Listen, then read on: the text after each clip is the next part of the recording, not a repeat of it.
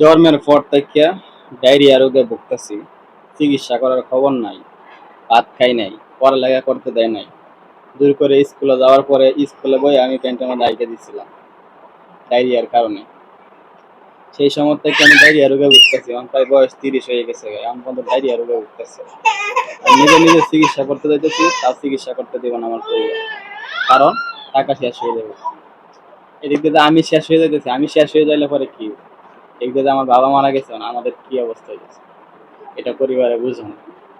বিয়ার পর বউটা সুন্দর করে বুঝাইলাম, আমার বউ বুঝে না। আর যখন মারা যাব তখন ঠিকই বুঝবে, কিন্তু তখন আর লাভ হবে না। রাত্রেবেলা ফোন দিলাম আমার ছোট ভাইকে, যাই ধরো এই দরকার আছে, আমি ডাক্তারের কাছে যাবো, আমার অবস্থা ভালো না। এমন বন্ধু সে আইতেছে, সেও বিবাহিত, বউয়ের কথা ছাড়া কেউ চলে না।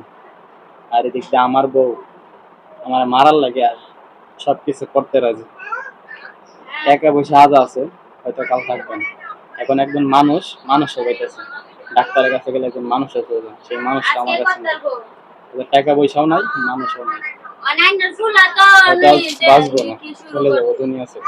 সবার কাছে মাফ চাই, মাফ করে দিন।